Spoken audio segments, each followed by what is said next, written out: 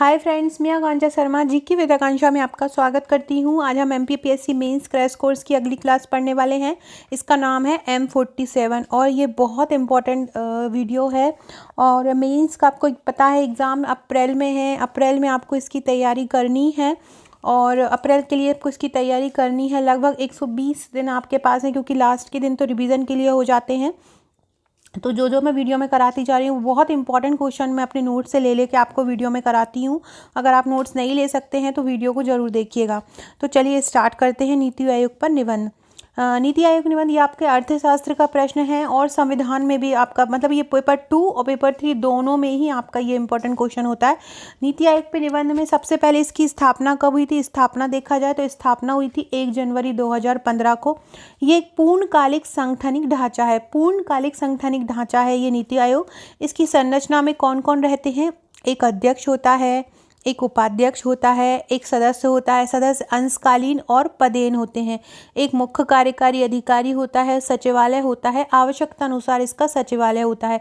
तो पूर्णकालिक सांगठनिक ढांचे में अध्यक्ष, उपाध्यक्ष, सदस्य, मुख्य कार्यकारी अधिकारी और सचिवालय होते हैं। स्थापना कब होती है? स्थापना कब हुई थी? 1 जनवरी 2015 में।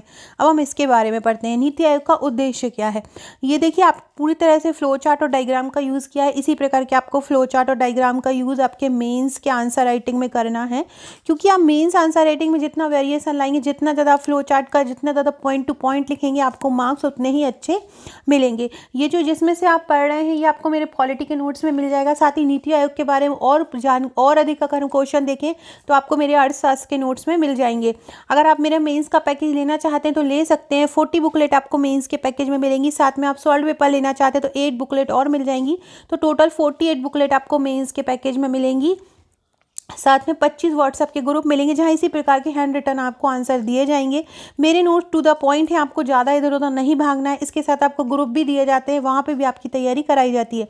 प्री के लिए आप 12 फाइल प्री की ले सकते हैं। 12 बुकलेट में 10 यूनिट वाइज हैं, बाकी जो 2 फाइल हैं वो करंट अफेयर और प्रैक्टिस सेट की हैं। यूट्यूब पे भी मैंने निःशुल्क बहुत सारे कोर्सेज चला रही हूँ, जैसे कि NCERT है, मध्य प्रदेश जिले वाइज समझा रही हूँ बहुत सरल तरीके से। तो आप वीडियो को जरूर देखते रहिएगा। और मेंस का प्री का क्रैश कोर्स चल ही रहा है।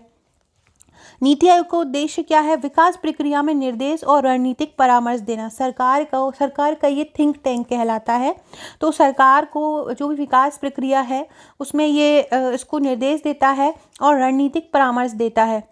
इसके बाद इसका दूसरा उद्देश्य है सहयोगात्मक संघवाद का विकास करना। इसका मैं अर्थ बताती हूँ आपका। सहयोगवाद संघवाद का मतलब कि हमारा जो भारत है ना, वो राज्यों का संघ है। अब आपस में सब मिलजुल कर रहें, सहयोगात्मक रवैया रहे। एक दूसरे राज्य की सहायता करे, केंद्र राज्य की सहायता करे, राज्य केंद्र की सहायता करे। तो इस प्रकार सहयोगात्मक संघवाद का विकास करना ये भी नीति आयोग का उद्देश्य है। जो संघवाद के कारण ही उचित संघवाद के उद्देश्य के लिए ही इसकी स्थापना की गई थी। अगला है वंचित वर्गों पर विशेष ध्यान केंद्रित करवाना, मतलब वंचित वर्गों पर विशेष ध्यान देना भी इसका उद्देश्य है। नीति निर्माण में राष्ट्रीय सुरक्षा सुनिश्चित करना। नीति निर्माण में राष्ट्रीय सुरक्षा सुनिश्चित करना भी इसका एक उद्देश्य है। राष्ट्रीय विकास के लिए साझा दृष्टिकोण विकसित करना।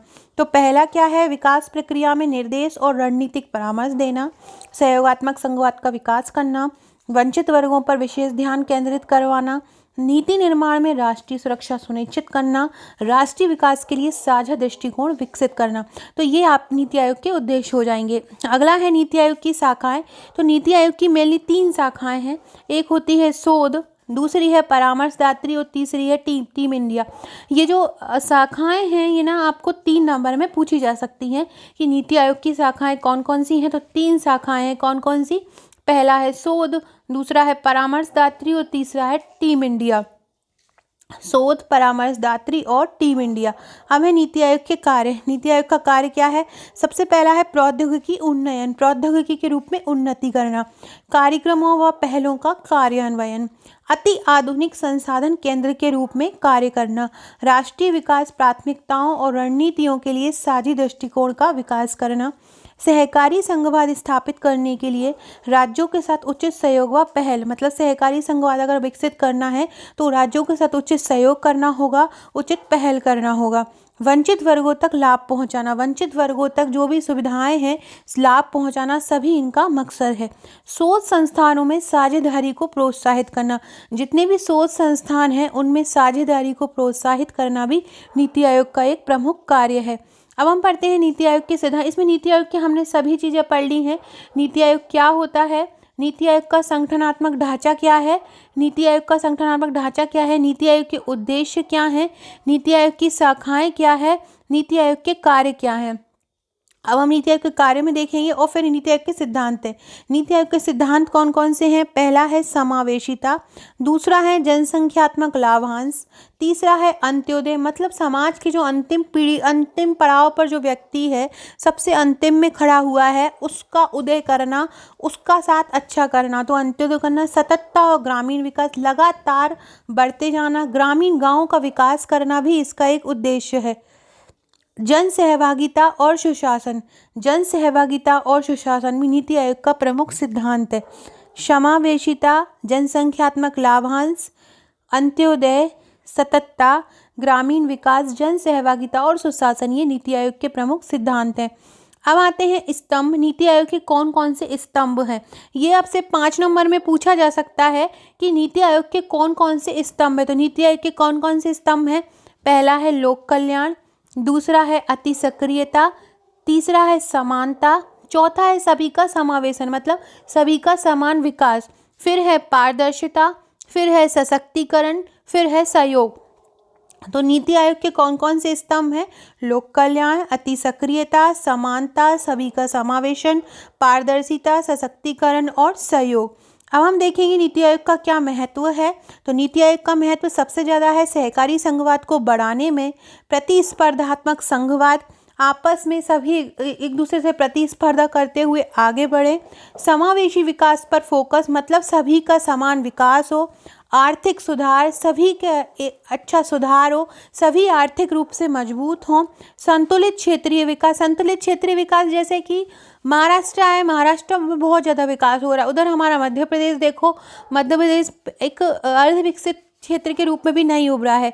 तो एक ऐसा भारत का वातावरण बनाना कि जहाँ पे सभी राज्यों का समान विकास हो, सभी राज्यों का संतुलित विकास हो। कोई ऐसा नहीं है कि एक क्षेत्र बहुत ज़्यादा बढ़ा दिया बेंगलुरु टाइप और एक क्षेत्र हमारे जैसा कर दिया, तो ऐसा असंतुलन ना हो।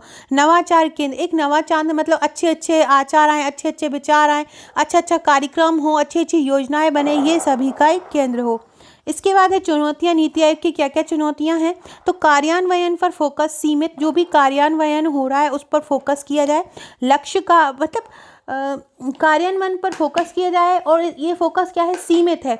कोई भी योजना चल रही है उसका क्रियान्वयन जो है क्या है? एक सीमित स्तर पर है, उसका कोई प्रभावी कार्यान्वयन नहीं होता है, तो ये एक चुनौती है। दूसरा है लक्ष्य का अभाव, लक्ष्य का पूरी तरह से अभाव है। कोई भी चीज़ अगर हम डिसाइड करते हैं तो एक मेन टारगेट बनाकर हमको उस योजना तक डेडिकेट होकर पहुंचना चाहिए।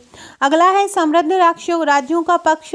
समृद्ध केवल बड़े बड़े राज्य हैं उनका पक्ष सुना जाता है, इसके अलावा जो बिल्कुल अर्ध विकसित हैं या बिल्कुल विकसित नहीं है उनको बिल्कुल नहीं सुना जाता है।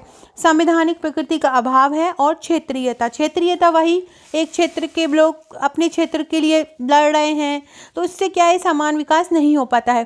फिर भी आपको लिखना है कि निष्कर्षतः इन चुनौतियों के बावजूद भी नीति आयोग अपने जो लक्ष्य पर आगे बढ़ रहा है और राज्यों को और सहकारी संघवाद को, सहयोगी संघवाद को बढ़ाने के लिए तत्पर प्रयास कर रहा है। इस प्रकार से आप निष्कर्ष लिख सकते हैं और अपना आंसर लिख सकते हैं। तो फ्रेंड्स, ये था हमारा आज का आंसर नीति आयोग पर निबंध। अगर आपको ये वीडियो अच्छा लगा हो तो लाइक शेयर ज़रूर करें, चैनल को सब्सक्राइब करें। Okay friends, thank you.